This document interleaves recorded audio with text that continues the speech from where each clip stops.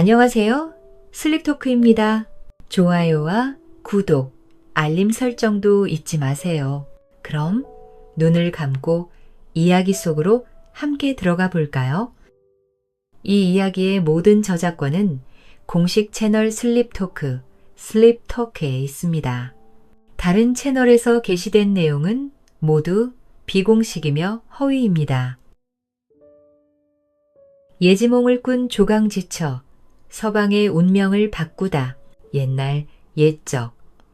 조선시대 충청도 설림의 한 조용한 마을에 육생이라는 사내가 살고 있었습니다. 그때는 나라에 큰 전란이 일어나온 국토가 쑥대밭이 되었을 무렵이었지요. 전쟁터마다 병사들이 필요해지자 나라에서는 특별한 선발을 실시하였고 육생은 그 시험에서 당당히 합격하여 지방 군관으로 나라의 녹을 받게 되었습니다. 비록 그의 출신은 미천하였으나 타고난 비범한 재능과 탁월한 무예로 젊은 나이부터 이름을 날렸습니다. 특히 활을 쏘는 솜씨는 백발백중이라 감히 그를 따를 자가 없었고 말 위에서도 번개처럼 움직이며 싸우는 솜씨가 뛰어나 작은 병력으로도 수많은 적을 물리칠 만큼 지략 또한 빼어났습니다. 무과 시험에서도 그의 활솜씨와 기마수는 좌중을 압도할 정도였으니 그가 합격하는 것은 당연한 이치였습니다. 북방에서 들어오는 오랑캐 여진족의 횡포가 대대적으로 횡행하여 변방이 위태롭던 시기에는 조정의 명을 받고 전장에 나가 커다란 무공을 세우기도 했습니다. 군들과 병사들이여 나를 따르라. 우리가 살아온 이 땅이 저 미기하기 없는 오랑캐들의 발에 짓밟히는 것은 결단코 용서할 수가 없느니라. 우리의 선조들이 지켜낸 이 나라를 절대로 내어줄 수는 없도다. 자, 나가자.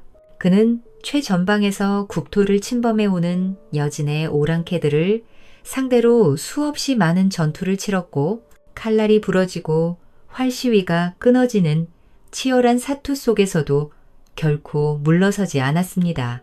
한 번은 수백 명이 여진족 기마병에게 포위되어 목숨이 경각에 달린 상황에서도 육생은 번개처럼 말을 달려 적장을 베어 전세를 역전시키기도 했지요.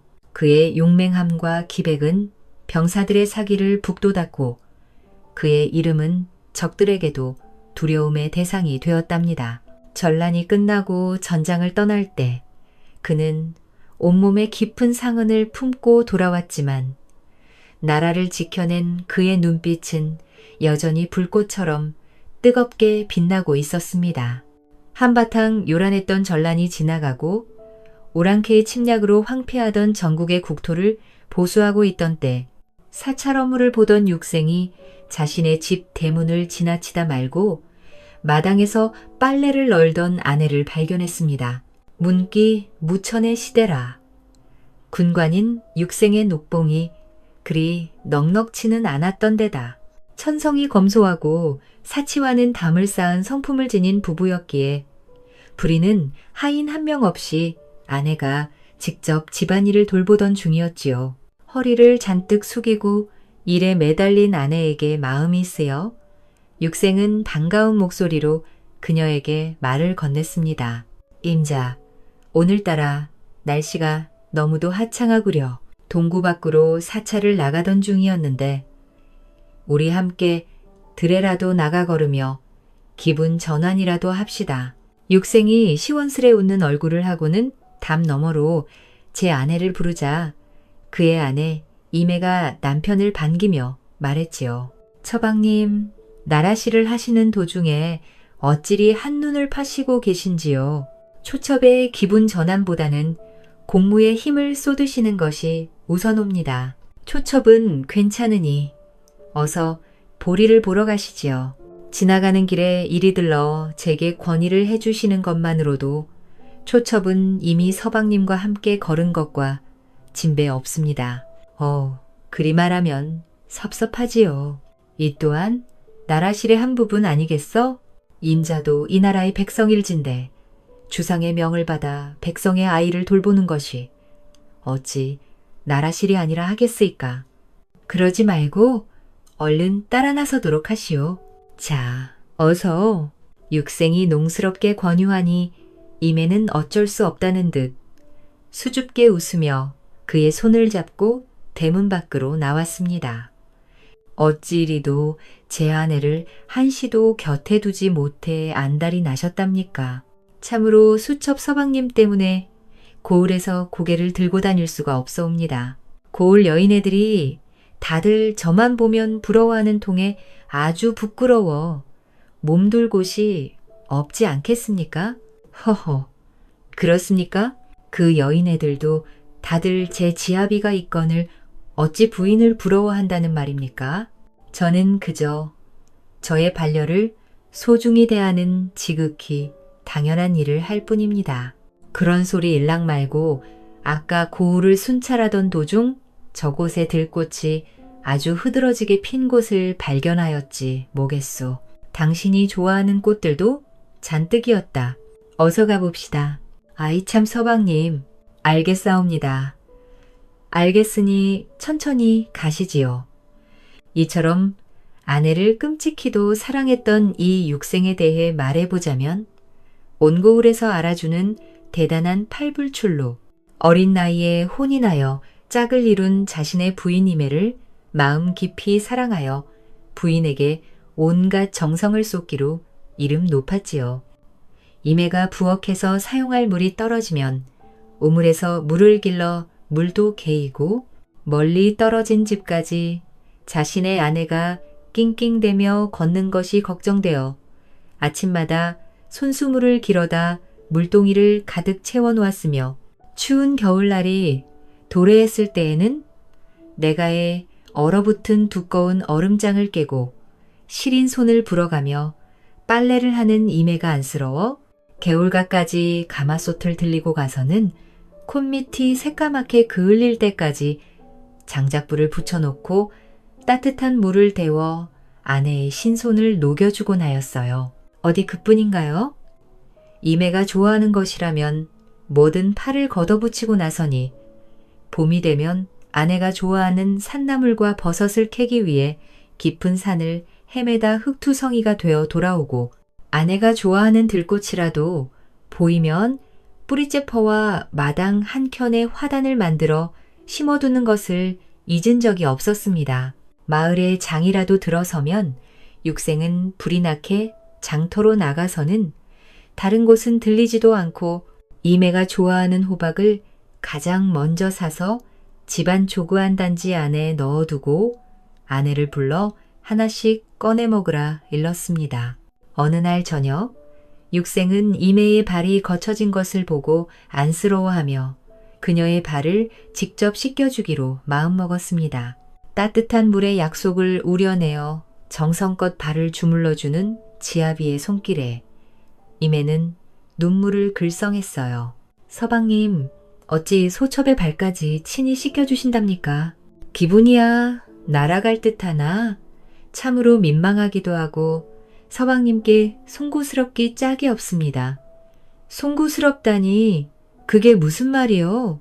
임자는 내 삶의 전부이자 나의 빛인 것을 내게 시집아 고생만 하느라 그 곱던 발이 이리도 거칠어진 것인데 오히려 내가 더 송구해야지요. 임자가 우리의 집안을 지키고 또한 나의 마음을 평화롭게 해주는 것이 그저 고맙고 미안할 따름이니 그런 말씀 말고 가만히 계셔보시오. 육생은 이매의 발에 입을 맞추며 진심을 전했지요. 이매는 그런 남편의 따뜻한 마음에 깊은 감동을 받았고 그날 밤은 유독 서로를 향한 애정이 더욱 깊어지는 밤이었답니다. 두 사람은 종종 달 밝은 밤에는 마루에 나와 앉아 말없이 밤하늘의 별을 바라보곤 했어요. 육생은 이매의 어깨를 감싸 안고 이매는 그의 넓은 품에 기대어 서로의 온기를 나누었지요. 스치듯 잡히는 손길 하나에도 두 사람의 마음은 같은 박자로 뛰었답니다.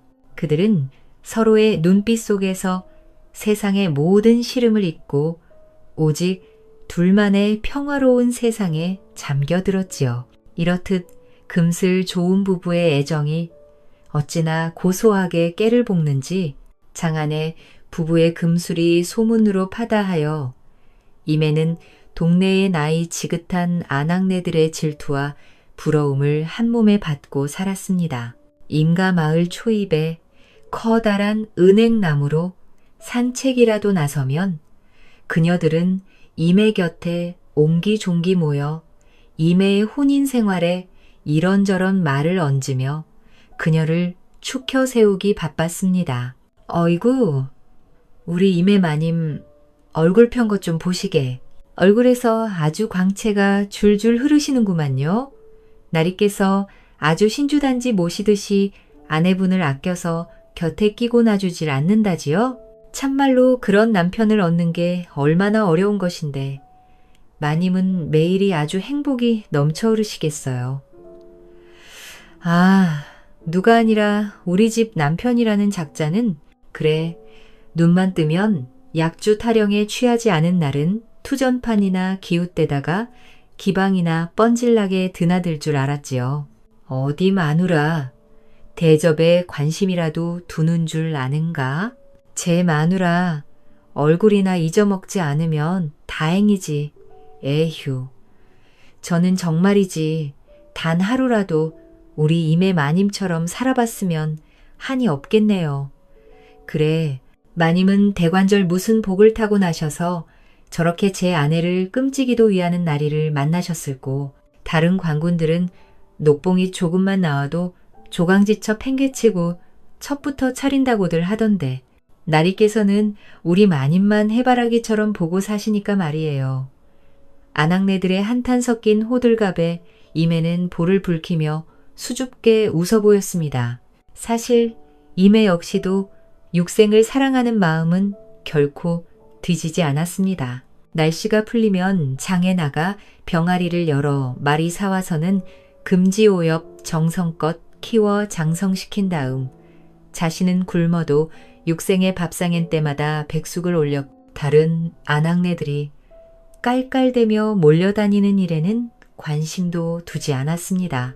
쓸데없이 바깥 출입을 하는 일도 없이 육생을 하늘처럼 받들어 모시며 지아비로 섬겼지요. 임자, 아니 어찌하여 내 상에만 고기가 올라가 있어? 임자도 이리와 같이 좀 드시오. 임금님 수라상도 함께해야 사내지 임자를 놔두고 나 혼자 무슨 재미로 먹으라는 것이오? 서방님께서 든든히 드시고 기운을 받으셔야 집안이 바로 서지요. 소첩은 걱정 마시고 서방님 많이 드셔요. 저는 서방님 드시는 모습만 봐도 배가 부러웁니다. 허허, 사람 참 그 마음으로 충분한 이리와 어서 그 입을 벌려보시오. 임자율이 솜씨가 출중하다는 것을 임자도 먹어봐야 아는 거지. 어머, 서방님도 참. 육생이 고기 반찬을 내밀며 아내의 허리춤을 부여잡고 제 옆으로 끌어당기자 임에는 얼굴을 붉히며 웃음을 지었습니다. 어느덧 서로를 바라보는 눈길에 그 춘기가 실렸고 육생은 밥을 먹다 말고 임애를 끌어안아 보려 위해 눕히기에 이르렀습니다.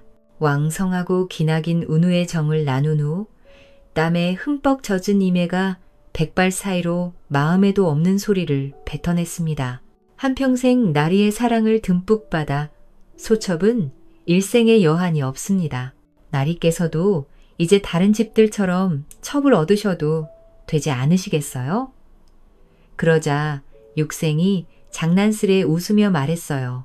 부인에게 쏟을 애정과 시간도 모자란데 내게 어찌 다른 아녀자까지 돌보라 하시는 거요?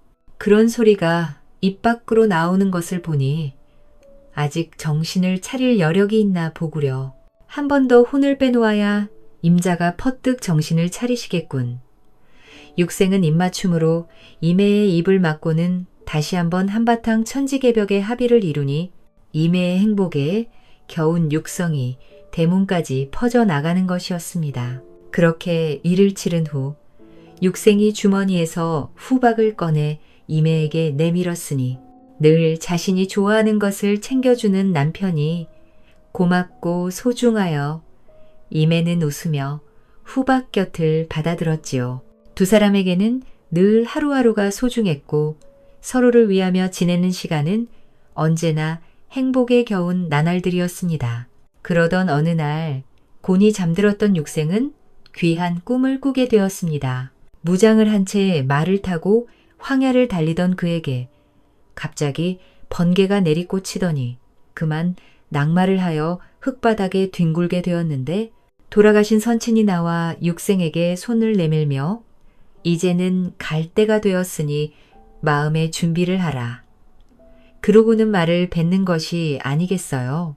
식은땀으로 뒤덮인 육생이 깜짝 놀라 소리를 지르며 일어나니 그냥 넘길 꿈자리가 아님을 직감적으로 알아차렸습니다.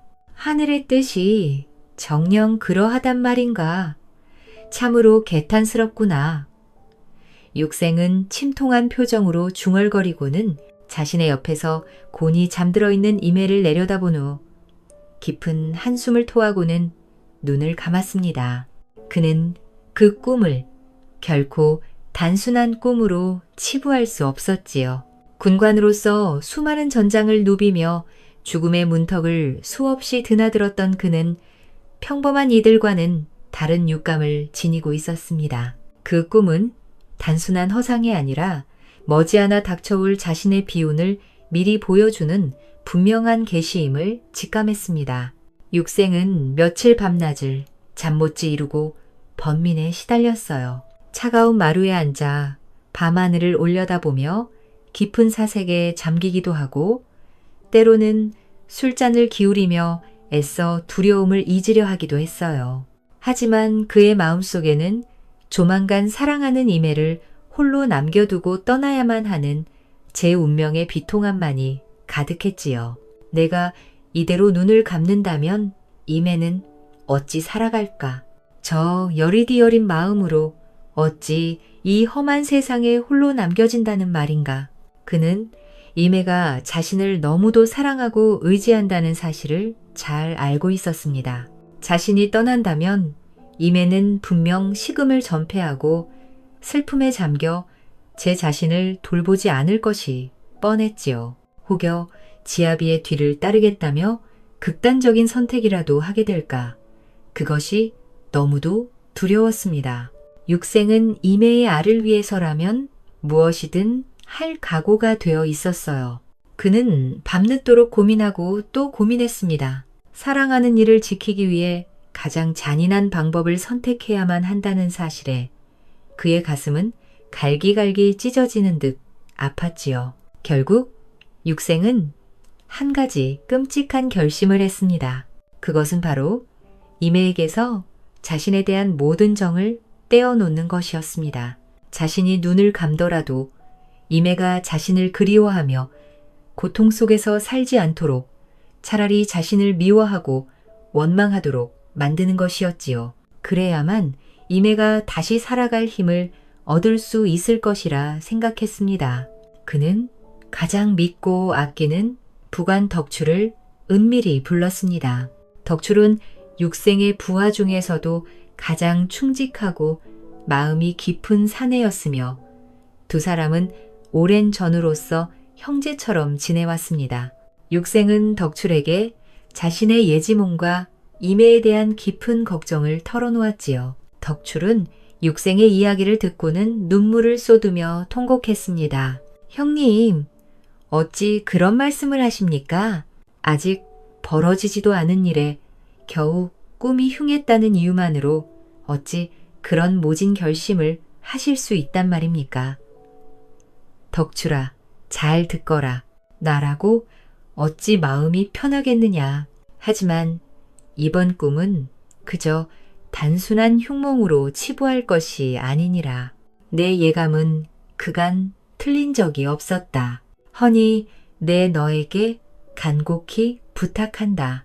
이매의 안위를 위해서라면 그 어떤 모진 길도 기꺼이 가야만 한다는 것이 나의 생각이다. 나는 이제 곧 전장으로 향할 것이고 거기서 살아 돌아오지 못할 것임을 안다. 내가 떠난 후 이매가 홀로 남겨져 슬픔에 잠겨 살아가게 둘 수는 없지 않느냐. 육생은 떨리는 목소리로 말했습니다. 그는 덕출에게 자신의 모든 계획을 설명했습니다. 자신이 이매에게 모질게 굴어 그녀가 자신을 증오하게 만들 것이며 자신이 죽은 후에는 덕출이 이매 곁을 지키며 그녀를 보살펴 달라는 내용이었지요. 덕출은 육생의 깊은 사랑과 희생에 감동하면서도 더 이상 말릴 수만은 없다는 것을 깨달았습니다. 그저 형님의 마지막 소원을 들어드리는 것이 자신이 할 수 있는 유일한 도리라고 생각하였지요. 형님, 염려하십시오. 이매님은 제가 목숨을 걸고 보필하겠습니다. 이매님께서 다시 웃음을 찾으실 수 있도록 형님의 뜻을 받들어 최선을 다하겠습니다. 덕출은 떨리는 목소리로 맹세했습니다. 육생은 그런 덕출의 손을 굳게 잡으며 눈물을 글썽였습니다. 두 사내의 뜨거운 눈물이 고요한 밤을 적셨지요. 그날 밤 육생은 덕출에게 집안의 대소사와 자신의 재산을 어떻게 처리해야 할지, 그리고 이매를 어떻게 보살펴야 할지 자세히 일러주었습니다. 그날 이후로 육생은 사람이 완전히 달라져 버렸습니다. 아내가 모래를 찬으로 내어줘도 맛있게만 먹을 기세던 육생은 밥맛이 없다며 상을 물리게 하더니 근무를 하고 돌아와서 받은 저녁상도 두어 숟갈 뜨다 말고는 그날 밤부터 잠을 이루지 못하고 한숨만 쉬는 것이었습니다. 그리고 이튿날부터는 이매를 대하는 태도가 놀랍도록 차가워져 있었어요. 다음 날 이매가 정성껏 차려온 밥상을 받은 육생이 대뜸 소리를 질렀지요. 가니, 대체 이게 뭐요? 이딴 것을 사람이 먹을 밥상이라 내온 것인가? 결국 육생은 밥상을 집어던져 방안을 난장판으로 만들고 말았어요. 너무 놀라 말도 꺼낼 수 없었던 이매는 벌벌 떨며 그 자리에 얼어붙었습니다.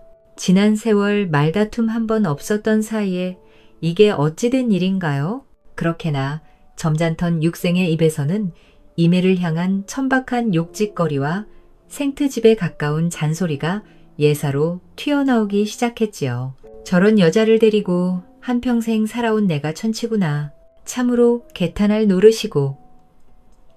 그럴 때마다 이매는 사색이 된 얼굴로 변해버린 남편을 황망히 바라보다 눈물을 흘렸습니다.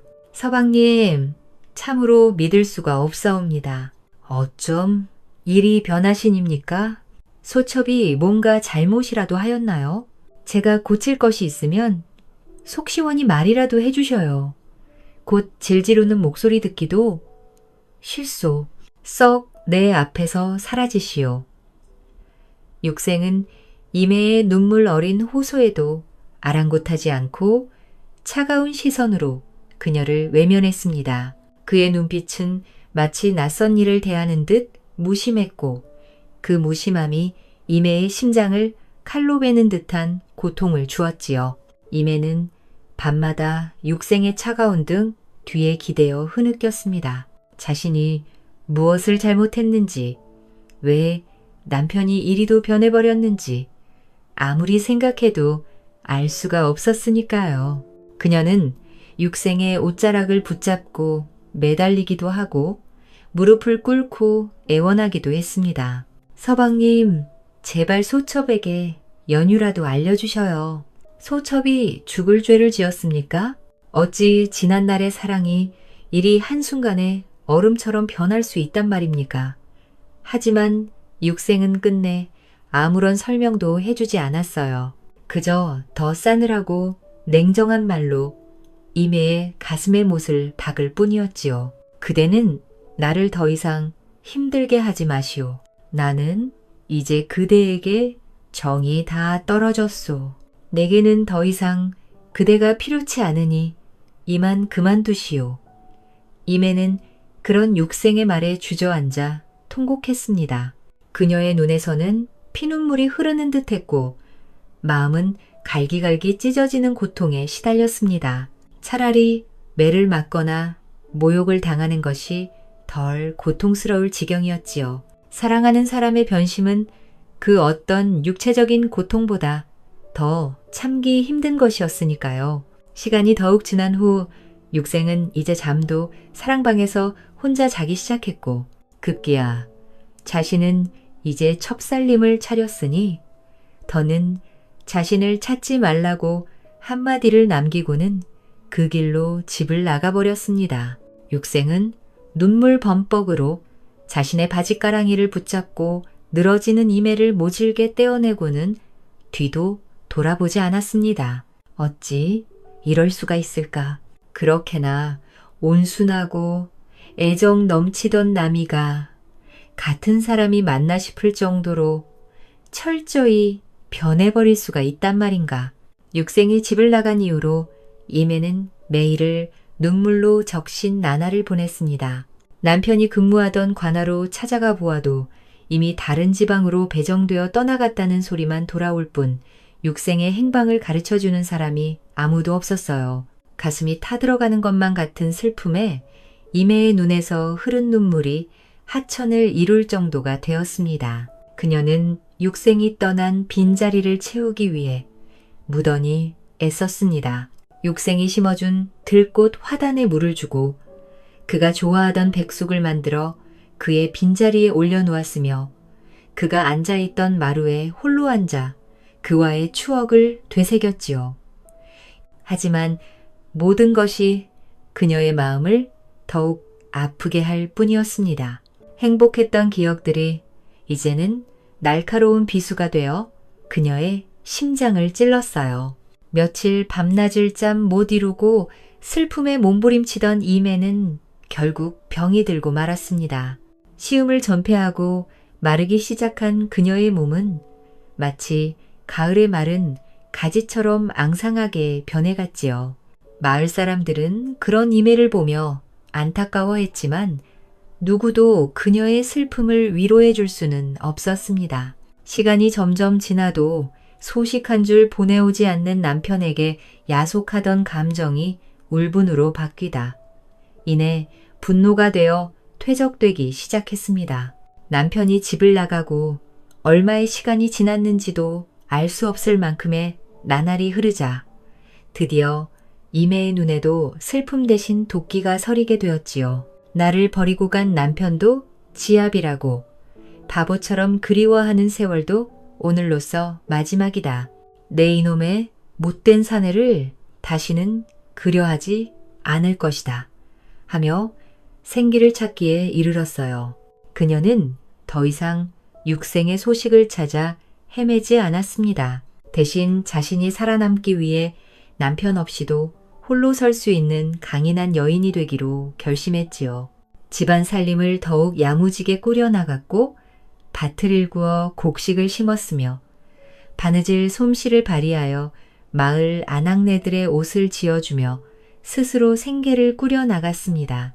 이제 그녀의 눈빛에는 더 이상 슬픔이나 미련이 아닌 단단한 삶의 의지가 서려 있었어요. 육생을 향한 그녀의 마음은 증오와 원망으로 덮여 마치 차가운 돌처럼 굳어져 버린 듯 했습니다. 몇 년이 지난 후 육생의 부관이었던 덕출이 이매를 찾아왔습니다. 육생이 집을 나간 이후 얼굴을 볼 수 없었던 덕출이 오랜만에 찾아오자 이매는 마당으로 나와 반갑게 맞이해 주었습니다.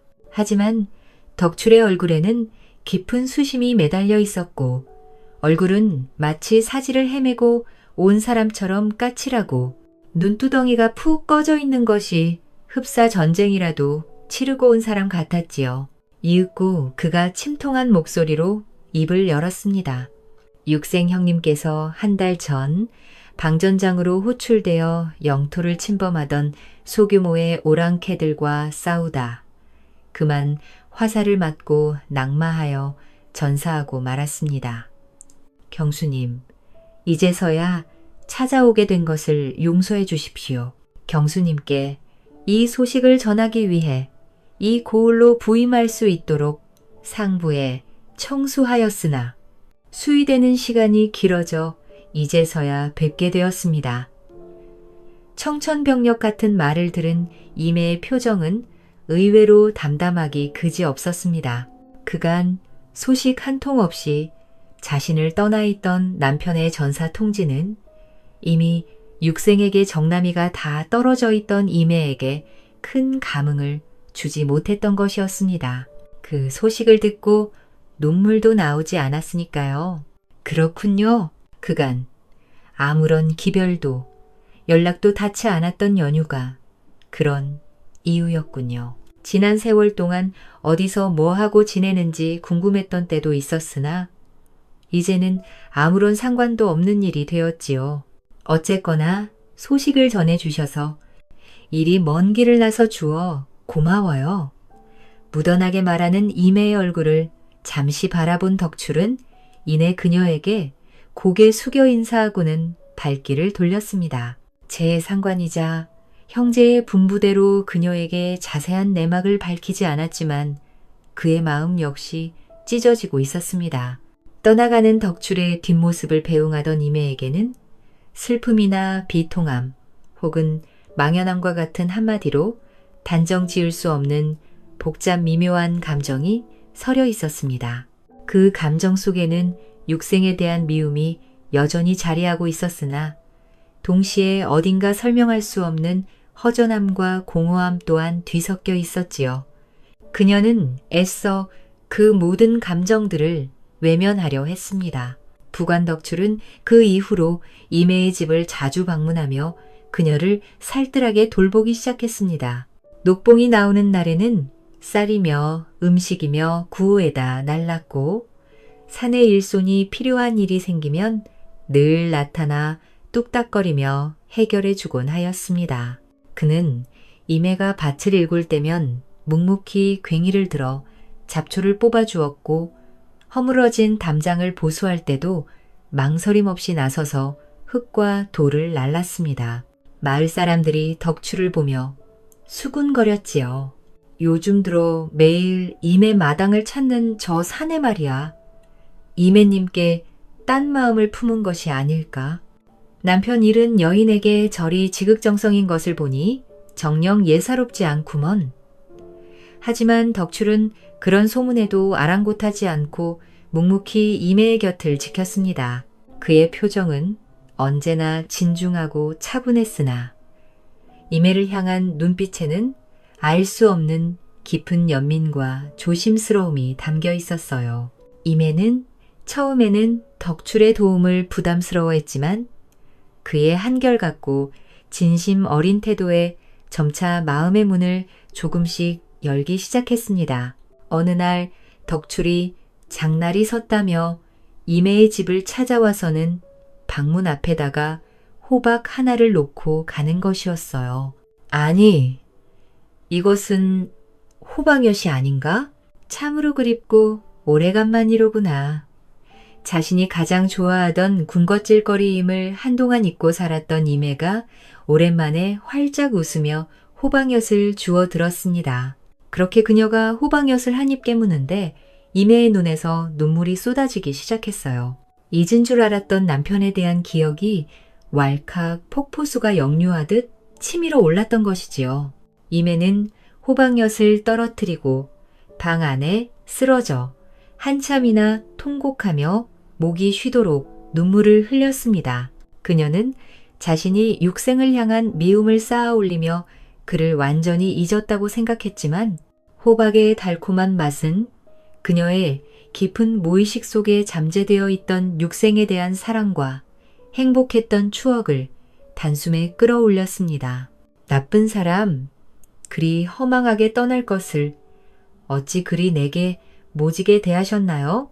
나는 아직도 이 호박을 보면 당신이 떠오르는데 당신은 내 곁을 떠나 이제는 다시는 돌아올 수 없는 몸이 되었다니 나더러 어찌하라는 말씀입니까? 그녀는 자신의 복잡한 감정 앞에서 혼란스러웠지요. 이윽고 따뜻한 봄이 고개를 뒤밀며 찾아오자 덕출이 손에 한아름 산나물을 따와서는 이매의 집에 방문했지요. 어디서 구했는지 들꽃 모종도 가져와서는 단 및 화단에 근사하게 심어놓는 것이었어요. 그 모습을 지켜보던 이는 남편의 전사 소식을 알려준 날 이후로 하루가 멀다 하고 찾아와서 살림을 돌봐주는 것뿐만 아니라 자신이 좋아하던 호박, 자신이 좋아하던 산나물, 자신이 좋아하던 들꽃까지 어김없이 구해와서는 지난날 육생이 해주던 모습 그대로 행하는 덕출에게 의구심을 떨칠 수가 없었습니다. 그녀의 마음속에는 설명할 수 없는 의문들이 꼬리에 꼬리를 물고 이어졌어요. 덕출은 육생과 형제처럼 지냈다고는 하나, 자신과는 이전의 깊은 대화를 나눌 기회가 없었지요. 그런데 어찌 이 자신의 사소한 취향까지도 꿰뚫고 있는 것인지 궁금했습니다. 그리고 육생이 자신을 떠나기 전 그토록 모질게 굴었던 행동들 또한 시간이 지날수록 뭔가 석연찮은 점이 많다는 생각이 들었어요. 그녀는 육생이 그렇게 냉정한 사내가 아니라는 것을 누구보다도 잘 알고 있었으니까요. 그녀는 덕출의 얼굴을 똑바로 응시하며 결심했습니다. 더 이상 이 의문을 품고 살아갈 수는 없었지요. 보셔요, 덕출씨. 저와 잠시 이야기 좀 해요. 이는 덕출을 불러세워 방 안으로 들이고는 다 그치듯 말을 이었습니다. 그간 덕출씨가 나를 돌봐준 덕택으로 편히 지낸 것 감사하고 있습니다. 하지만 이상하게 짝이 없어요. 남편이 사라진 날 이후 제가 그리도 찾아 헤매일 땐 이런 방구도 없더니 이제서야 나타나 내게 일일이 해주는 이유를 도통 모르겠군요. 제가 덕출씨에게 한 번도 입 밖에 내지 않았던 채취한 글을 덕철씨가 이리도 상세히 알고 있는 것이 수상하기 그지없습니다. 한치의 거짓도 없이 진실을 말해주셔요.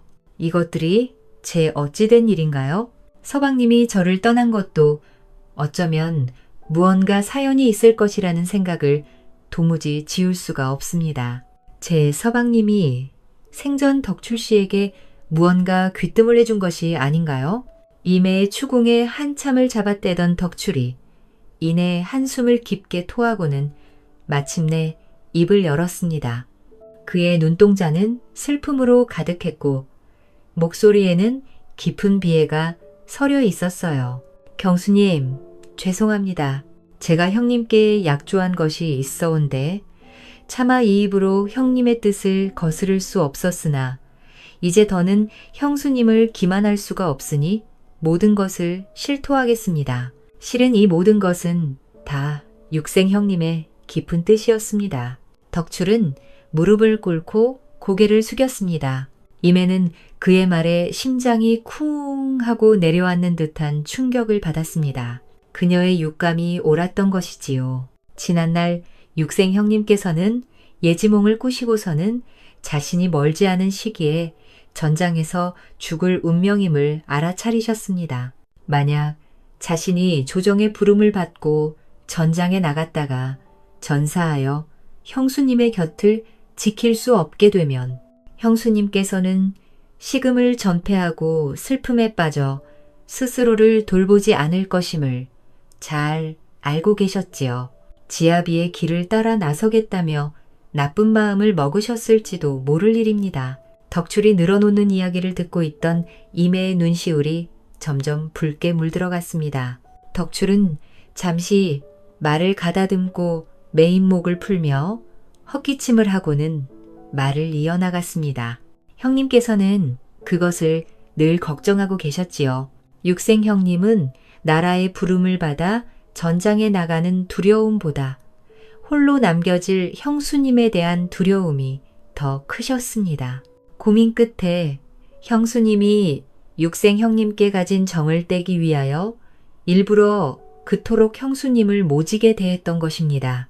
자신에게 품은 연정을 거두고 자신이 전사한 이후에 남편을 그리워하며 고통 속에 시간을 보내지 않도록 하기 위해서요. 전장에 나서기 전날 형님께선 저를 불러 앉혀놓고 신신당부를 하시더군요. 상황이 안정되어 고향으로 다시 내려가게 된다면 장에 가서 형수님께 호박을 사다 드리고, 봄이 되면 형수님께 산나물을 따다 드리고, 단 밑엔 형수님이 가장 좋아하시던 들꽃을 심어달라고 말입니다. 그렇게 해주고 경수님이 마음을 열게 되시면 경수님을 아내로 맞이하여 돌봐달라면서요. 육생 형님은 단 한시도 경수님을 잊고 지내신 적이 없습니다. 덕출의 말이 끝나는 순간 이매의 마음속에 쌓여있던 모든 원망과 분노가 한순간에 눈 녹듯 사라졌습니다. 그리고 그 자리를 채운 것은 육생의 지극한 사랑과 희생에 대한 사무치는 비통함이었지요. 그녀는 자신이 그토록 미워하고 원망했던 남편이 사실은 자신을 위해 그 모든 고통을 감내했다는 사실에 하염없이 눈물을 쏟아냈습니다. 그의 모진 말과 차가운 태도 하나하나가 모두 자신을 위한 사랑이었음을 깨달으니 그녀의 가슴은 미어지는 듯 아팠어요.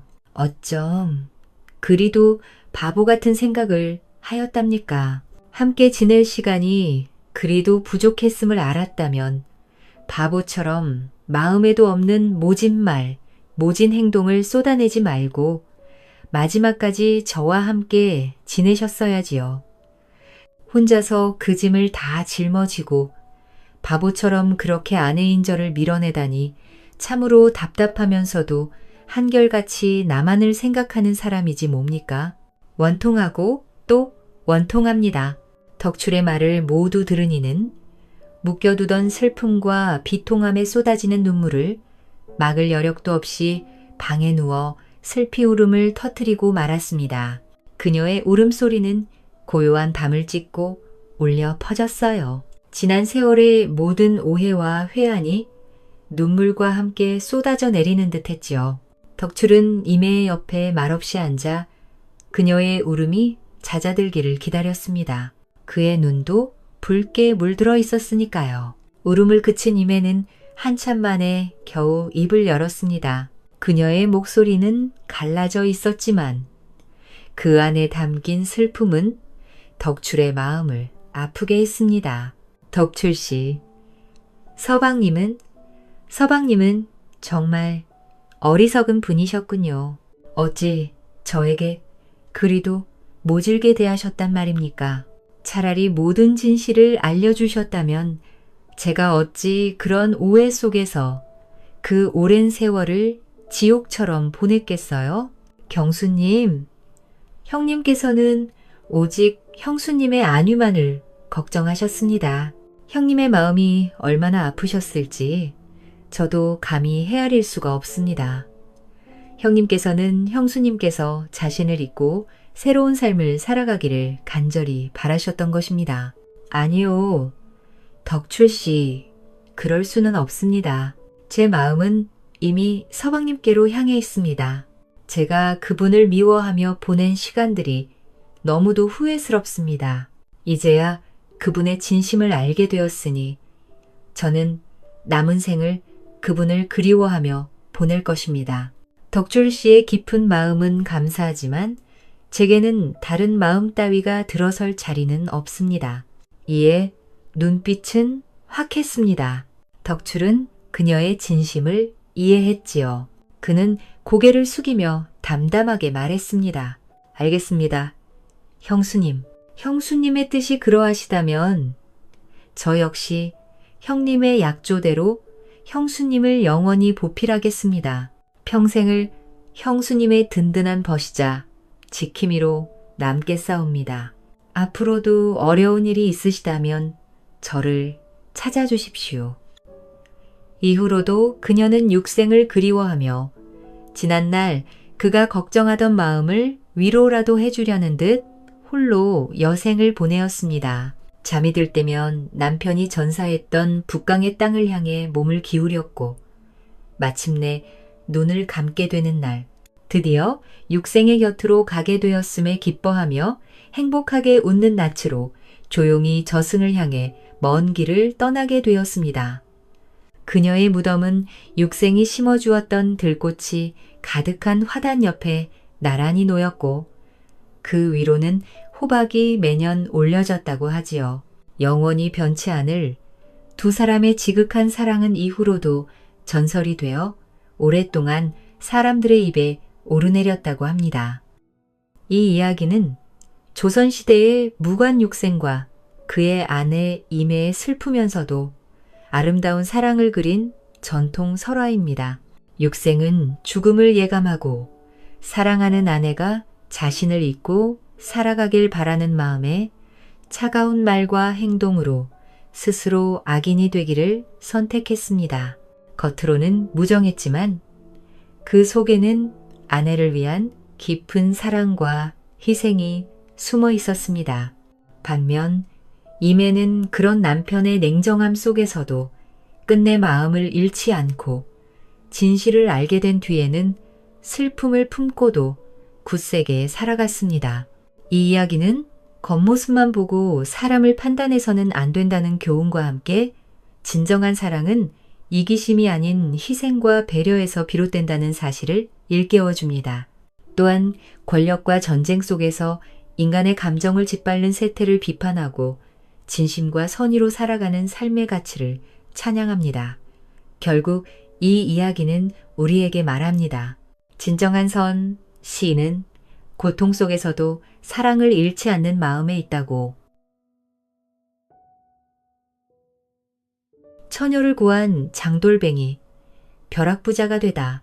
봄 기운이 따스하게 다가오는 조선시대 후기에 어느 날 고을 동네에서 소박하게 장사를 하는 장돌뱅이 차돌씨라는 남자가 있었습니다. 하지만 부인은 그런 돌시기가 마음에 들지 않았지요.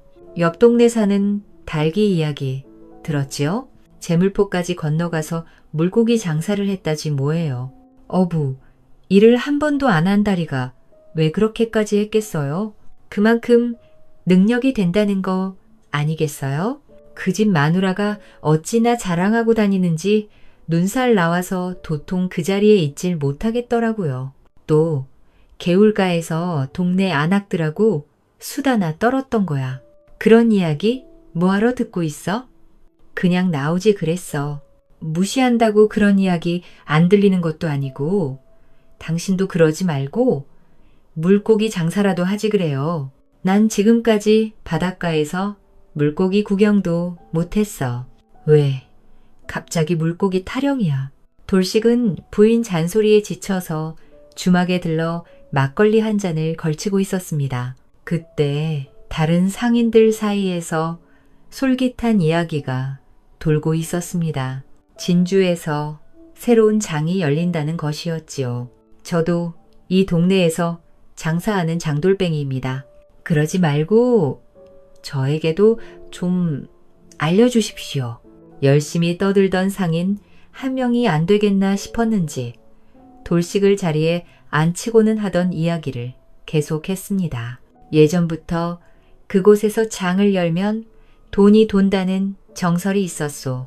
전쟁이 터진 이후에 황폐했었는데 지금은 상업활동이 아주 활발해서 생각보다 장사 수완이 잘 통하는 곳이오.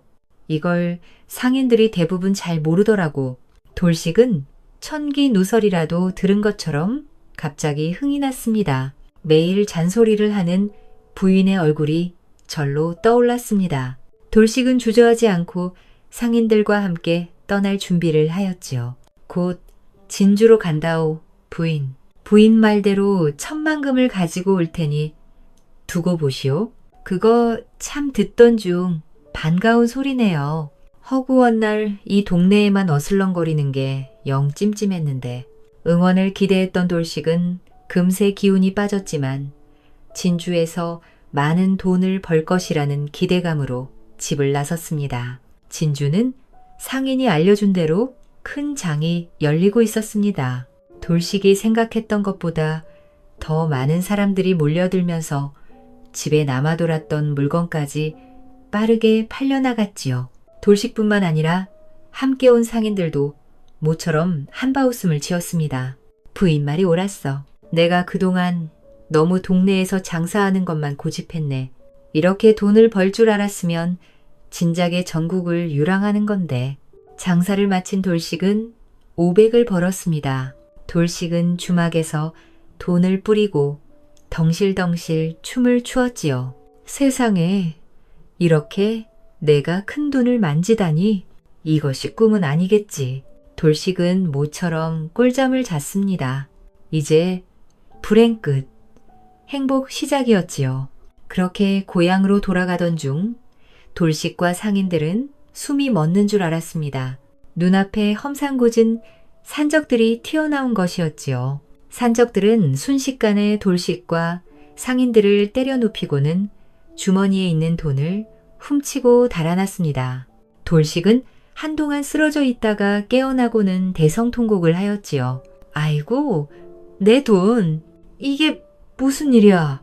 돌식은 진주시장에서 벌어들인 500을 모두 빼앗겼습니다. 미천으로 가져온 200이 전부였지요. 이제 부인한테 사랑받을 날만 기다렸는데 이 죽일 산적놈들 같으니라고.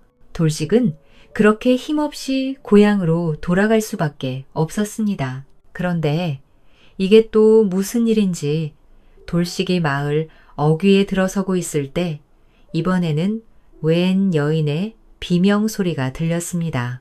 돈을 잃은 것이 여전히 실감나지 않은 돌식은 상관하지 않고 그대로 지나가려고 하였지요. 그런데 돌아보니 험상궂은 사내가 여인의 머리채를 잡고 끌고 가는 것이었습니다. 저런 몹쓸 놈을 보았는가? 어찌 연약한 여인을 저렇게 할 수 있단 말인가? 한탄하던 돌식은 씁쓸한 미소를 지었습니다. 내가 무슨 상관이란 말인가? 장사로 번 돈을 다 잃은 마당에 그냥 갈 길이나 가야지. 하지만 여인의 비명소리는 간절했습니다. 지나가려던 돌식은 끝내 걸음을 멈추고 말았지요. 그래, 안 그래도 돈까지 잃어서 화가 난 마당에 내 이놈 잘 걸렸다. 돌식은 그대로 비명을 지르는 여인에게 뛰어갔습니다. 사람들은 험상궂은 사내가 무서워서 좀처럼 손을 쓰지 못하고 있었지요. 여인의 저항은 아주 거셌습니다. 험상궂은 사내가 그런 여인에게 힘을 쓰는 동안에 돌식이 보기 좋게 사내의 다리 사이를 걷어찬 것이었지요. 사내는 그대로 외마디 비명을 지르며 고꾸라졌습니다. 그런데 돌식은 사내의 얼굴을 보고 눈이 휘둥그레졌습니다. 돌식과 상인들의 돈을 훔쳤던 산적들 중 한 명이었지요. 흥분한 돌식은 바로 산적의 멱살을 잡고 소리를 질렀습니다. 네 이놈, 내 돈 어디 있느냐? 어서 내 돈을 가져오라. 그제야 구경하던 동네 사람들이 돌식을 만류하고 산적을 포박하였습니다. 포졸까지 와서 산적을 끌고 갔지만 돈을 훔친 나머지 산적들은 이미 자취를 감춘 뒤였지요. 정말 감사합니다. 덕분에 목숨을 구했습니다. 어인일로 산적에게 끌려갔던 것이요. 지나가는 길에 몸을 부딪혔는데 사과하라고 했더니 무작정 저를 때리려는 것이 아닙니까? 하도 급하게 어디를 가는 것이 이상했는데 도둑질을 하고 도망치는 산적이었군요. 돌식은 한숨이 나왔습니다. 산적 한 명을 잡으면서 희망이 생기나 했지만 남은 무리들을 어떻게 찾을지 도통할 도리가 없었습니다. 그래도 이 멋낭한 처자가 사과를 요구한 덕분에 산적들 중 한 놈은 잡을 수 있었지요. 너무 염려하지 마십시오. 관에서 국문을 하게 되면 조만간 남은 산적들도 잡힐 겁니다. 그런데 대체 얼마나 잃은 게입니까? 자그마치 500입니다.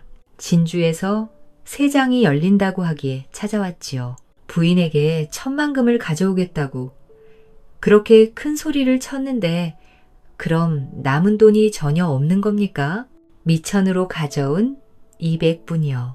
이거라도 지켰으니 다행이라고 해야 할지. 돌식은 체념한 듯 웃고 있었고 여인은 그런 돌식기를 호기심 있게 지켜보고 있었습니다. 저를 구해주셨으니 은혜를 갚아야죠. 이 고을에는 아주 용한 무당이 있습니다. 무당이라고 하였어. 그 무당이 내 돈을 다시 찾아주기라도 한답니까? 그것은 모르겠으나 분명히 장사꾼 나리에게는 도움이 될 것입니다. 돈을 아무리 써도 아깝지 않은 점쟁이지요. 그 정도란 말이요. 돈을 아무리 써도 아깝지 않을 정도로. 어차피 나리가 여기까지 온 이유도 모두 돈 벌려고 온 게 아닙니까? 뭐라도 얻고 가셔야죠. 여인이 꽤 총명하게 설명하니 돌식도 조금씩 호기심이 생겼습니다. 그 무당은 어디 있어? 저 옆 동네로 가서 사람들한테 물어보면 알려줄 겁니다. 다시 한번 목숨을 구해주셔서 감사합니다. 남은 돈도 꼭 되찾길 바랍니다. 난리. 그렇게 처자는 돌아갔습니다. 돌식은 처자가 한 말을 계속 되새겨 보았습니다. 처자가 말한 대로 먼 진주까지 왔는데 무엇이라도 얻고 가야 하는 게 아닐까요? 돌식은 속는 셈 치고 무당이 있는 곳으로 갔습니다. 그런데 무당의 집으로 들어간 돌식은 또 한 번 탄식하고 말았습니다. 돌식 앞에 앉아있는 무당은 바로 아까 그 처자였지요. 이러려고 무당을 만나라고 한 것이요. 미천이라도 가로채고 싶었어. 진정하십시오, 나리. 그 무당이 바로 제가 맞습니다만 용암 무당이라는 말은 모두 사실입니다. 돌식은 기가 막혔습니다. 살다 별을 다 보는 궁원. 산적들한테 도둑질 당한 것도 서러운데 무당까지 속이려고 들다니 그런 말씀 마십시오, 나리. 전 나리를 속이려는 것이 아닙니다.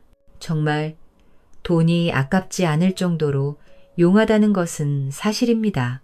못 믿겠으면 잠시 밖으로 나가서 동네 사람들에게 물어보시지요. 무당 말은 사실이었습니다. 무당의 말을 듣고 부자가 된 사람들이 있었지요. 무당이 일러준 대로 선조의 묘를 이장했더니 그렇게 원하던 태기가 생긴 여인도 있었습니다. 정말 그대 말대로 하면 돈을 되찾을 수 있겠어? 무당은 알 수 없는 미소를 지었습니다. 그 돈이 나리의 손으로 직접 들어올지는 저도 알 수가 없지요. 복채만 내시면 나리의 운명을 알려드리겠습니다. 얼마면 되겠어? 100냥을 내시죠. 100냥씩이나 내시면 무조건 대통하십니다. 무조건 대통이라니. 돌식은 한참 고민하더니 100냥을 내주었습니다. 이제 남은 돈은 100냥입니다. 남이 밉다고 하거든. 나리는 곱다고 하십시오. 무당은 그렇게 말하고는 더는 아무 말도 하지 않았습니다. 그것이 다요? 남이 밉다고 하거든. 나는 곱다고 하라? 그렇습니다, 나리. 딱 이거 한마디입니다. 무당이 뭐 그렇소? 그러지 말고 더 말해보시오. 대체 그게 무슨 말이요? 그럼 100냥을 더 주시지요. 그럼 한마디 더 해드리지요. 돌식은 벌떡 일어섰습니다. 남은 100냥까지 달라고 하니 화가 날 수밖에 없었지요. 이게 대체 무슨 수작이요? 이거 분명히 나를 속이는 게 아니요. 그러자 무당이 빙긋 웃었습니다. 농입니다, 나리. 생명의 은인한테 이렇게 야박하게 굴면 안 되지요. 원래는 100냥을 더 주셔야 하는데 제 목숨을 구해주셨으니 나리에게는 특별히 그냥 알려드리겠습니다. 무당은 목을 가다듬고는 이렇게 말했습니다. 남이 질러가거든 돌아가십시오. 무당은 그렇게 또 한마디만 하고 아무 말도 하지 않았습니다. 그건 또 무슨 말이요? 나만 돌아가라 이 말이요. 하지만 무당은 답하지 않고 다음 복채를 요구했습니다. 이번에는 100냥을 주셔야 합니다. 그래야 나리에게 진짜 복이 찾아옵니다. 돌식은 또 화가 났지만 침이 마르도록 무당을 칭찬한 동네 사람들의 얼굴이 떠올랐습니다. 무당은 여전히 자신만만한 얼굴을 하고 있었지요. 결국 돌식은 백냥을 복채로 주었습니다. 곱거든 기어야 합니다. 나리, 이제 구순문을 닫으니 돌아가십시오. 이보시오, 이거 진짜 너무하지 않소? 아까는 남이 밉다고 하면 곱다고 말하라고 하더니 이제는 고우면 기억하라니. 이게 다 무슨 말이요? 전 그저 보이는 점대로 말씀드린 것 뿐입니다. 그러니 꼭 지키십시오. 그럼 진짜 복이 올 것입니다. 무당은 다른 대답 없이 바로 굿을 닫았습니다. 돌식은 굿당을 나오면서 허둥지둥만 나왔지요. 남은 미천까지 다쳐버리다니. 이제 진짜 망했네. 부인한테 뭐라고 해야 하나. 그렇게 고향으로 돌아가려던 돌식은 진주로 같이 왔던 상인들을 만났습니다. 상인들도 돌식처럼 미천만은 뺏기지 않은 것이었지요. 우리들도 그 산적 놈들을 잡으려고 했는데 도통 방도가 없었소. 대체 어디에 숨어 있는 건지. 원, 그래도 미천이라도 뺏기지 않으니 다행이여. 이제 그만 돌아가십시다. 돌식은 무당에게 미천을 줬다는 말은 도저히 할 수가 없었습니다.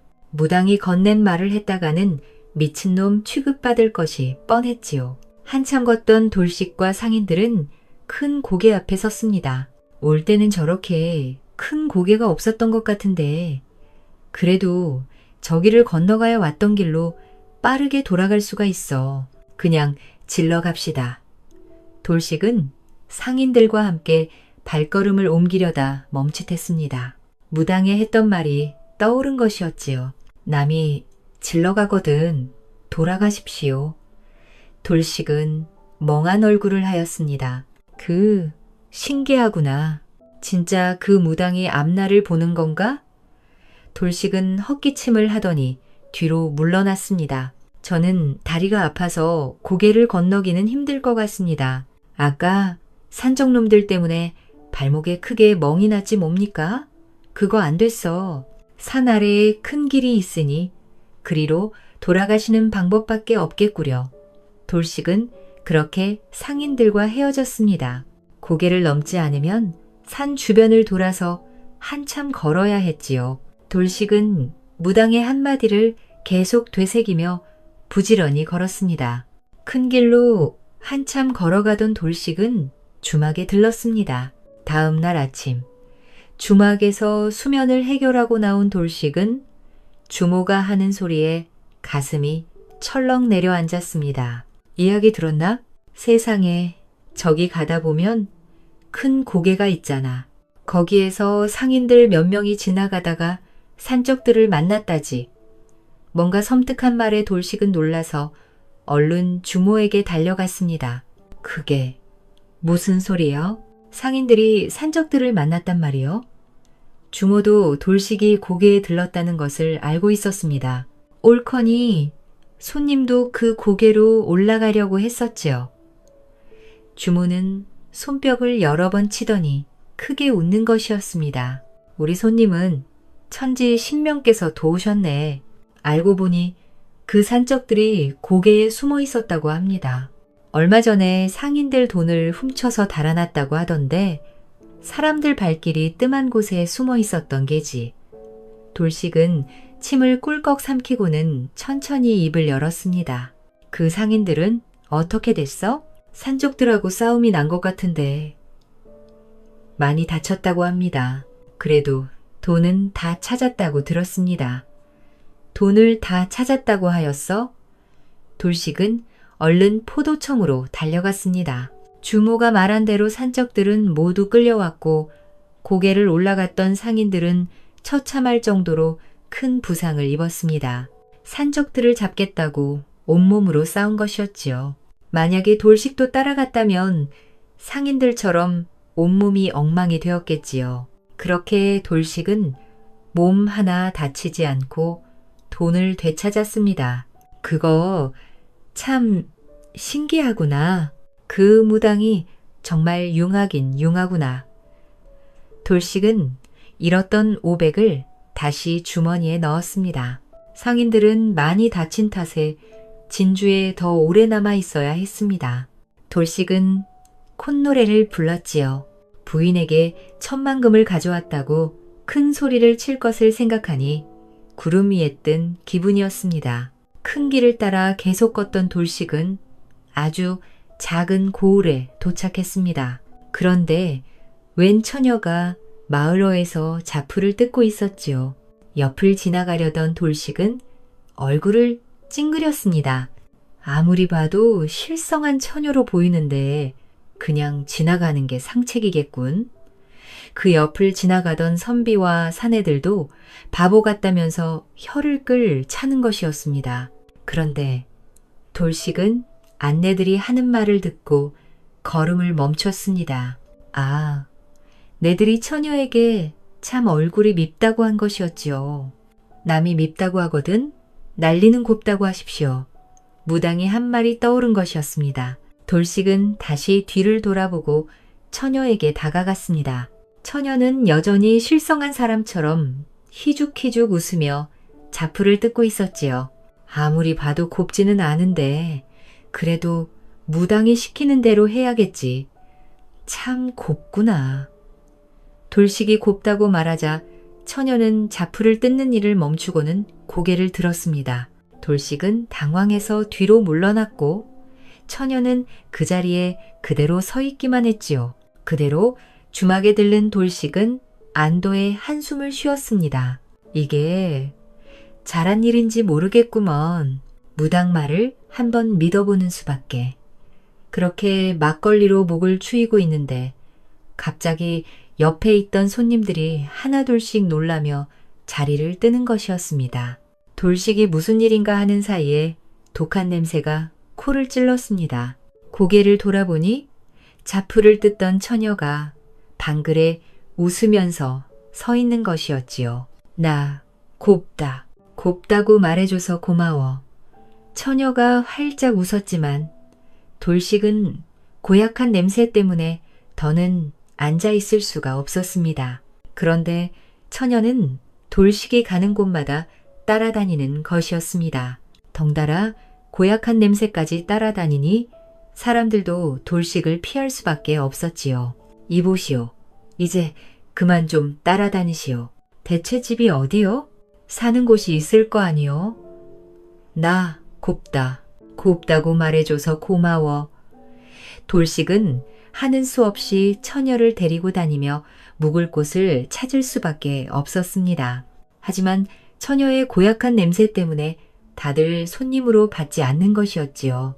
해가 떨어지고 배도 고프니 돌식도 점점 지쳐갔습니다. 그런데 숲을 헤매던 중 갑자기 처녀가 방글에 웃으며 어딘가를 가리켰습니다. 저기 내가 자는 곳이다. 처녀가 가리킨 곳에는 동굴이 있었습니다. 나뭇가지가 무성하고 이끼도 자라서 바로 동굴로 알아보기에는 어려웠지요. 그동안 여기서 지냈단 말이요? 처녀는 고개를 끄덕였습니다. 참 안 됐구먼. 여기 잠깐 계시오. 돌식은 모닥불을 피우고 금방에 주막으로 갔습니다. 주막에서 백숙을 하나 만들어서 동굴까지 가져왔지요. 백숙을 본 처녀는 주저하지 않고 허겁지겁 먹는 것이었습니다. 그동안 얼마나 굶주렸으면 참하기도 해라. 백숙을 모두 먹은 처녀는 더 해맑게 웃는 것이었습니다. 일단 나와 함께 다니려면 그 냄새부터 어떻게 해야겠어. 돌식은 처녀를 데리고 근방에 있는 작은 내가로 갔습니다. 여기서 일단 씻고 계시. 옷은 내가 어떻게든 구해오겠소. 혼자 할 수 있겠지요? 나다. 나 다 할 수 있다. 돌식은 이제 처녀의 냄새에 적응이 됐는지 더는 그 고약한 냄새가 코를 찌르지 않았습니다. 처녀의 착한 심성에 오히려 동정심이 생겼지요. 돌식은 주막과 근방을 다니며 여종이 버리려는 옷을 구할 수 있었습니다. 그렇게 옷을 어렵게 구해서 돌아왔더니 돌식은 또 한숨이 나왔습니다. 처녀가 내가에서 물장구만 치고 있었지요. 몸을 씻어야 냄새가 사라질 거 아니요. 돌식이 나무랐지만 처녀는 그저 해맑게 웃기만 했습니다. 나곱다. 씻겨줘. 돌식은 얼굴이 빨갛게 달아올랐습니다. 아무리 그래도 그렇지. 정절이라는 것이 있는데 어찌 그럴 수가 있어. 하지만 처녀는 아랑곳하지 않고 보채는 것이었습니다. 잠시 고민하던 돌식은 좋은 생각이 떠올랐습니다. 여기 잠깐 계시. 돌식은 옷을 줬던 여종을 다시 찾았습니다. 돈을 줄 테니 처녀를 대신 씻겨달라고 부탁한 것이었지요. 여종은 기꺼이 돌식을 따라 나섰습니다. 그렇게 처녀는 깔끔한 여인이 되었습니다. 사는 곳이 어딘지 모르. 이대로 있다가는 또 자풀을 뜯으면서 밉다는 소리만 들을 거 아니요. 그런데 돌식은 처녀의 얼굴을 보고는 또 한 번 얼굴이 달아올랐습니다. 깨끗이 씻겼더니 처녀의 피부가 백옥처럼 하얀 것이었습니다. 돌식은 절로 이런 말이 나왔지요. 고구려. 정말 곱구려. 처녀는 또 해맑게 웃었지만 이번에는 정말 선녀처럼 아름다웠습니다. 무당 때문이 아니라 진짜 고왔지요. 정말 곱구려. 아니지, 아니야. 부인도 있는 놈이 미쳤지. 정신 차려라 돌씨가. 이제 깨끗해졌으니 주막에서 지낼 수 있겠소. 어서 갑시다.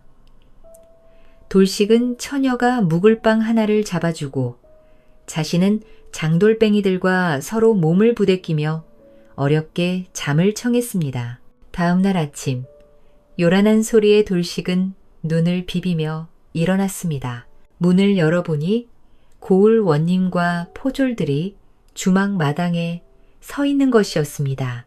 도둑질을 당한 돌식은 또 무슨 일이 생겼는지 걱정하며 마당 앞으로 천천히 걸어갔지요. 그런데 원님 옆에 얌전히 서 있는 처자가 보였습니다. 바로 돌식이 씻겨주고 묵을 방까지 정해준 그 처녀였습니다. 처녀는 돌식을 보더니 다시 해맑게 웃으며 뛰어오는 것이었습니다. 안 됩니다. 원님이 처녀를 가로막았습니다. 돌식은 어리둥절했지요. 자네가 아씨를 보살펴준 사람인가? 돌식은 그렇다고 대답했지만 어찌된 영문인지 도통 알 수가 없었습니다. 그런데 원님이 다가오더니 돌식의 손을 덥석 잡는 것이었습니다. 정말 고맙네. 자네 덕분에 아씨가 살았어.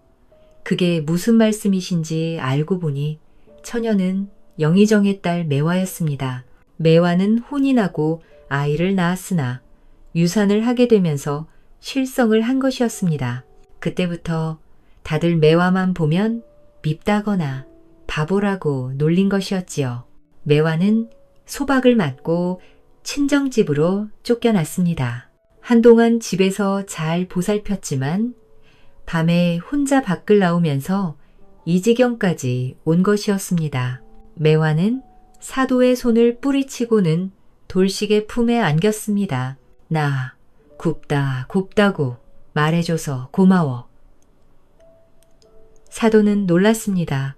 매화를 깨끗이 식혀준 돌식의 사연을 모두 전해 들은 것이었습니다. 사도는 크게 감격하여 돌식의 손을 잡아주었습니다. 내가 그간 영의정 대감과 연통을 주고받았는데 그 험한 일을 겪은 이후로 아씨에게 곱다고 말해준 사람은 없었다네. 아씨가 그동안 얼마나 상처가 컸겠는가. 자네가 곱다고 말해준 덕분에 우리 아씨에게 희망이 생긴 게지. 돌식은 바로 사도를 따라서 영의정을 만났습니다. 장사를 하러 진주에 갔다가 도둑질을 당하고 점쟁이를 만나더니 이제는 영의정의 집까지 온 것이었습니다. 영의정은 돌식의 손을 잡아주며 눈물을 흘렸습니다. 모두 전에 들었다네. 자네 덕분에 우리 딸이 살았네. 이것으로 은혜를 모두 갚을 수는 없겠으나 부디 받아주시게. 영의정은 무려 10,000냥을 주었습니다. 돌식은 숨이 넘어갈 정도로 놀랐다가 영의정에게 큰 절을 올렸지요. 그렇게 고향으로 돌아가려고 했지만 매화가 돌식의 팔을 잡고 놓아주지 않았습니다. 따곱다. 가지 마라. 가지마. 여식이 이렇게 자네를 원하는데 잠시 있다 갈 수는 없겠나? 송구합니다. 대감마님, 고향에서 부인이 목 빼고 기다리고 있습니다. 돌식의 사연을 들은 영의정은 무릎을 치며 웃었습니다. 그거 참 신기한 운명이로구나. 나도 별의별 일을 다 겪었지만 자네는 그 짧은 시간 안에 지옥과 극락을 오구먼. 영의정은 부인을 만나야 한다는 돌식이 사뭇 대견해 보였습니다. 지금까지 영의정의 딸을 마다할 사내는 없었습니다. 모두 영의정의 권력을 탐한 것이었지요. 돌식은 그렇게 금이 환양했습니다. 대문을 열고 들어온 돌식은 큰 소리로 부인을 불렀습니다. 내가 왔소? 부인. 약속한 대로 10,000금을 가지고 왔소. 내가 그동안 어떤 일을 겪었는지 알면 아마 까무러칠 것이요. 돌식은 생각만 해도 신이 났습니다. 잠시도 가만히 있지 못해 발을 둥둥 구르는 것이었지요. 문을 열고 나온 부인은 늘 그런 것처럼 새침한 표정이었습니다. 그런데 부인이 평소보다 달랐습니다. 얼굴에 연지가 과하게 묻은 것이었지요. 부인이 연지로 화장을 한 적이 언제였는지 돌식은 가물가물했습니다. 당신 왔군요. 왜 이렇게 갑자기 온 거예요? 미리 연통이라도 좀 주셨어야지. 부인, 정말 고구려. 이렇게 날 환대할 줄은 꿈에도 몰랐어. 돌식이 기쁜 마음에 부인에게 다가가려는데 또 한 번 무당이 한 말이 떠올랐습니다. 곧거든 기어야 합니다. 돌식은 부인의 얼굴을 다시 자세히 보았습니다. 연지로 화장한 부인의 얼굴은 그 어느 때보다 고왔습니다. 무당이 말한 대로 이대로 몸을 숙여서 기어야 하는 것일까요? 돌식은 이제 무당의 말을 믿지 못할 이유가 없었습니다. 그대로 눈 딱 감고 몸을 숙여서 기어가면 되는 일이었지요. 그런데 부인이 몸을 숙이는 돌식을 보고 화들 놀라는 것이었습니다. 부인이 왜 이렇게 놀라는 걸까요? 알고 보니 마루 밑으로 웬 사내가 숨어 있는 것이었습니다. 사내는 돌식과 눈을 마주치더니 기겁하며 도망치는 것이었지요. 돌식은 놀라서 사내를 쫓아갈 엄두도 내지 못하였습니다. 하지만 사내는 얼마 가지 않아서 포졸들에게 붙잡혔습니다. 주막에서 만났던 고을 사도가 잡은 것이었지요. 영의정, 대감께서 자네를 몰래 호위하라고 지시하였다네. 그런데 여기 사도에게 들어보니 자네 부인의 행실이 수상했다고 하더군. 서방이 장사를 하러 나갈 때마다 낯선 사내를 집으로 들인다는 게야. 그런데 자네는 마루 밑에 숨은 것을 얻지 않았는가? 돌식은 무당 얘기를 할 수가 없었습니다. 부인이 다른 남자와 정을 나눴다는 게 여전히 믿기지 않았지요. 사내의 정체는 바로 옆 동네에 사는 달이었습니다. 재물포까지 가서 물고기 장사를 했다는 그 달이었습니다. 부인이 달기 칭찬을 한 이유가 있었지요. 돌식이 진주로 멀리 떠난다고 하니 연지로 화장을 하고 달과 노안하고 있었습니다. 부인은 낯선 사내와 정을 나눈 죄로 관로 끌려갔지요.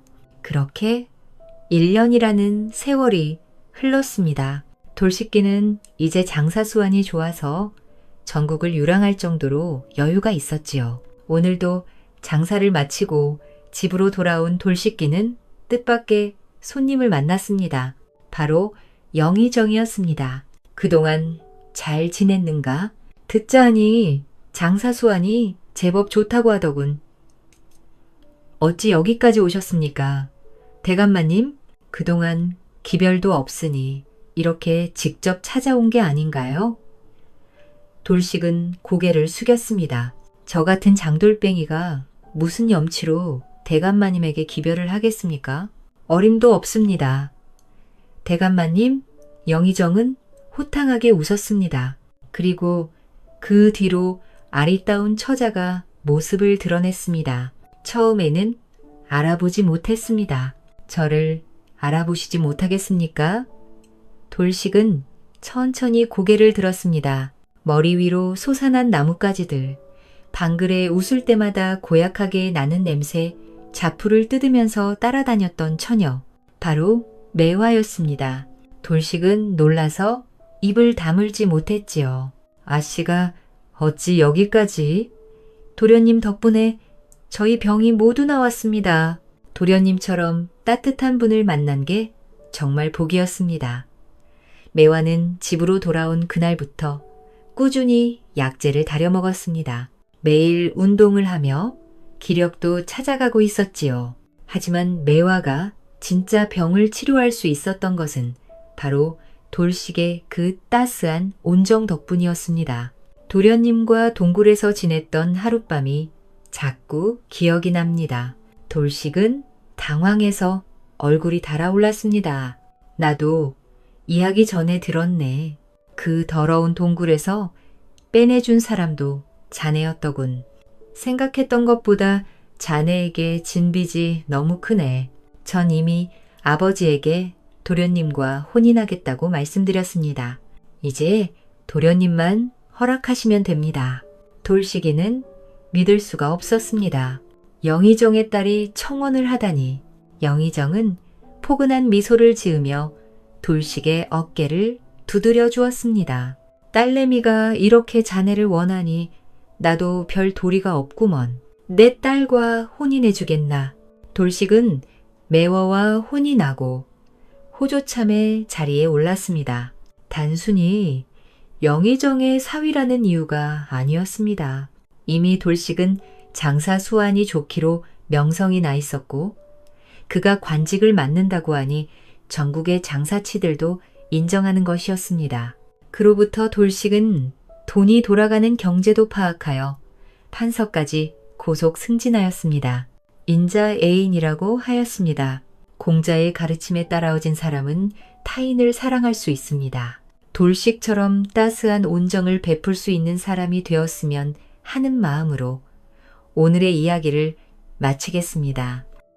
이 이야기에서 돌식은 평범한 장사꾼이었지만 자신의 작은 친절과 용기로 운명을 바꾸게 됩니다.